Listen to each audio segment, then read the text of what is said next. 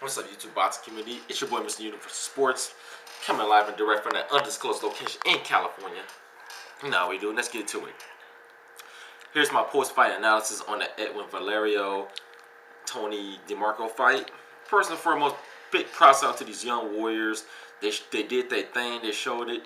They showed that they had heart. But as I scored the fight in the 9th round, 9 rounds to 1, I scored the fight 89-81. Edwin Valero, that's before DeMarco retired in the 9th round, sitting on the stool.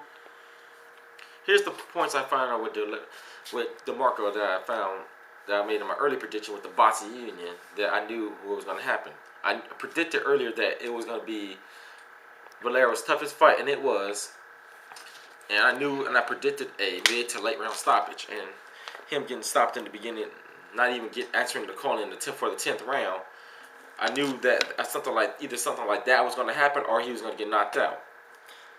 As I seen before, like I was telling my wife earlier, Ariel eating 90, love you boo, that in the 7th round he's going to get knocked down because it seemed like after DeMarco got hit with some flush shots in the 7th round, he didn't want to fight no more. It seemed like, man, they kept in this corner kept on asking, "Do you want to go on? Do you want to go on?" He's like, he didn't say nothing. He's like, "Yeah, I'll go." Screw it. And he came out and just getting hit with flush shots. But I'm gonna analyze DeMarco a little bit. Obviously, here's what I said earlier in the day.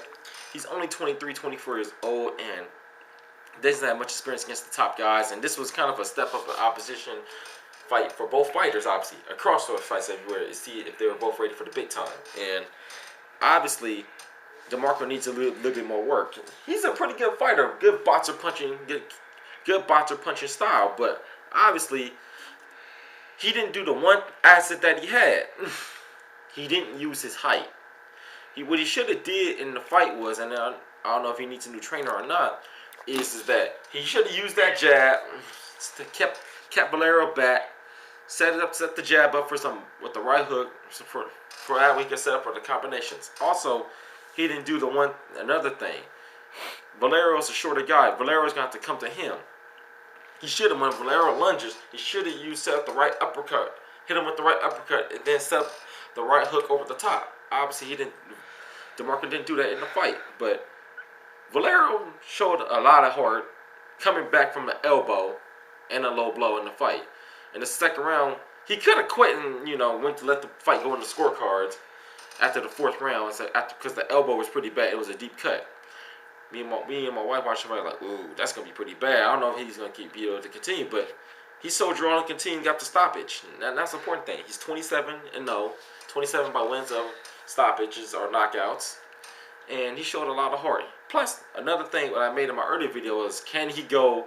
What was a possible weakness for Valero was, can he go deep in the rounds in the fight? He proved that he can. He didn't get tired. He didn't get ring rust. Has what most fighters do when they get early knockouts, or all those early knockouts, and they go in a deep fight for the first time and they end up losing or act like a deer in the headlights. Valero didn't show that. He acted like a true veteran, and he knew what to do. What I liked about Valero the most, he's becoming more polished. I don't know if it's because he's stepping up his game because the level of opposition is going up, or it's because he's been working in the gym, studying the game tape, looking at it, trying to improve. But I liked he worked off the jab a little bit more. Like I said earlier, he's a pretty dangerous fighter if he works off the jab. He has an underrated jab. Also, I like what Valero did. He landed his combinations, got in and moved his head and body, got the heck out of there before DeMarco can land a counter. And that's what I liked about Valero. He's showing true boxing skills. Also, his defense is slowly improving. He's never gonna be like confused with the Floyd Mayweather or Pernell Whitaker. But he showed good quick. He used his physical attributes pretty well. His quickness to get out the way. Obviously, what's next for Edwin Valero?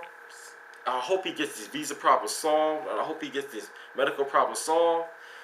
For that way he can get the licenses in California and New York and Vegas, so that way he can get the big fights, because I don't think he can have many fights in Mexico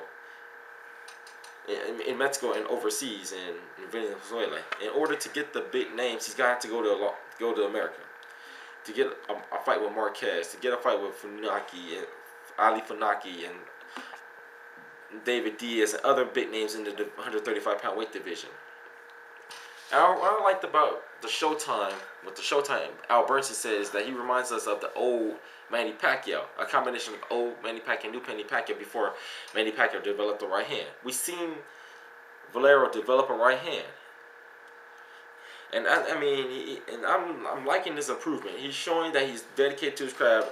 Instead of sitting on his laurels and not saying, "Oh, I'm great," he's been working on his skills. And he did say in a Yahoo interview that I'm prepared for this fight, and he showed that he is prepared for this fight. And also, he's going away from the less swarmy style. He's being patient and actually setting up things with the jab, and that's what I like about Valero. And that's all I gotta say. YouTube box community, thank you, man, and I'm out.